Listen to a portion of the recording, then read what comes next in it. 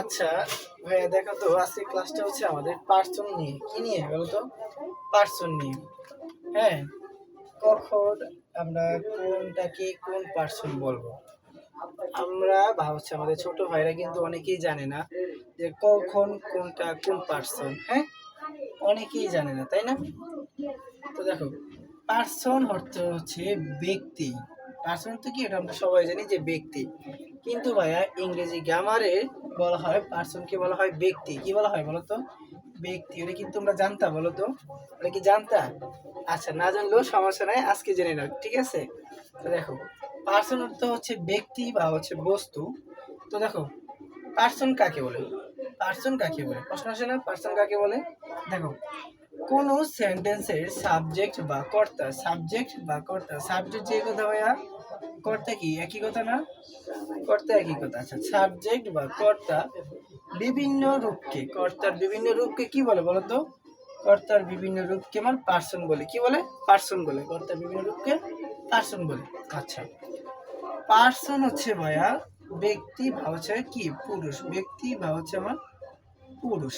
ওকে, পার্সনকে আবার হচ্ছে তিন ভাগে ভাগ করা হয়েছে। কয় ভাগে বলো তো? তিন ভাগে। কি কি বলো তো? First person, second person, third person. কি কি? ফার্স্ট পার্সন, সেকেন্ড পার্সন এবং হচ্ছে আবার থার্ড পার্সন। এখন আমরা দেখি ফার্স্ট পার্সন এর বাংলা কি। আমরা জানি কি ফার্স্ট পার্সন হলে বলা যায় কি প্রথম ব্যক্তি, এরকম কিছু? এরকম কিছু না। আচ্ছা, ফার্স্ট পার্সন অর্থ হচ্ছে উত্তম পুরুষ। কি? উত্তম পুরুষ। আমরা যদি বইয়ের ভাষায় বলি, ফার্স্ট পার্সন হচ্ছে উত্তম পুরুষ, সেকেন্ড পার্সন হচ্ছে আমাদের মধ্যম পুরুষ। সেকেন্ড পার্সন কি? মধ্যম পুরুষ। এবং লাস্ট অফ অল দেখো থার্ড পার্সন। থার্ড পার্সন বা হচ্ছে নাম পুরুষ, বা হচ্ছে নাম পুরুষ। আচ্ছা, এই জায়গায় যদি আমি পুরুষ বাদ দিয়ে আমি যদি ব্যক্তি বলি, তাহলে কি ভাই ভুল হবে বলো তো? ভুল হবে? ভুল হবে না, তাই না? আচ্ছা, তো দেখো তো, ফার্স্ট পার্সন বা উত্তম পুরুষ। এখানে আমি যদি দুটো এক্সাম্পলের মাধ্যমে দেখাই। প্রথম এক্সাম্পলটা ছিল আমার এরকম, I am a teacher. I M a teacher. দেখো, আমি একজন শিক্ষক। দ্বিতীয় বাক্যতে দেখো তো, উই আর বয়েজ। আমরা হচ্ছে অনেকগুলো কি বালক। আমরা হচ্ছে বালক, তাই না? বয়েজ। এখানে কিন্তু ভাইয়া বয় না, এখানে হচ্ছে বয়েজ। এখানে টিচার, টিচার্স না। এখানে টিচার বলতে শুধু একজন শিক্ষককে বুঝাইছে, কিন্তু এখানে বয়েজ বলতে শুধু পুরো বালককে বুঝাইছে। কি? পুরো বালককে বুঝাইছে, তাই না? আচ্ছা, আমি এখন এক্সাম্পলটা ভাঙি। দেখো, I am a teacher. I am a teacher, তাই না? এখানে দেখো তো, আই, এখানে কর্তাটা কে? টিচারটা কে? টিচারটা কে? এই যে এখানে আই যে, সে না টিচার। আচ্ছা, আমি যদি এখানে ইউ লিখতাম, ইউ, এখানে কিন্তু ভাইয়া এম হইতো না, এখানে এম হইতো না। কি হইতো? You are a teacher. You are a teacher. হ্যাঁ, you are a teacher. Okay, দেখো তো, এখানে যদি আমি বলি we are boys, we are boys. আচ্ছা বলো তো, এখানে বয়েজ কারা? বুঝাইতেছে উই। উই দ্বারাই তো বোঝাচ্ছি যে আমরা হচ্ছে বালকরা, তাই তো? তো দেখো, উই দিয়ে আমি বুঝাচ্ছি যে বয়েজ, উই আর বয়েজ, আমরা হচ্ছে বালক, তাই না? তো এখানে কর্তারা কে? উই। সিমিলারলি এখানে কর্তারা কে ছিল? আই, তাই না?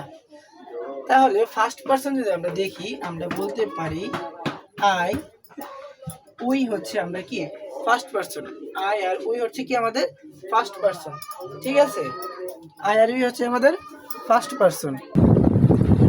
আচ্ছা, দেখো, আমার হচ্ছে নিচে জায়গা শর্ট হয়ে গেছে। এই করে দাও, আচ্ছা, ফার্স্ট পার্সন কাকে বলে বলো? ফার্স্ট পার্সন কাকে বলে? ফার্স্ট পার্সন কাকে বলে?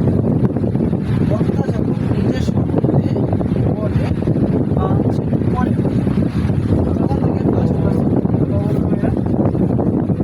বক্তা যখন নিজের সম্বন্ধে বলে বা পরে,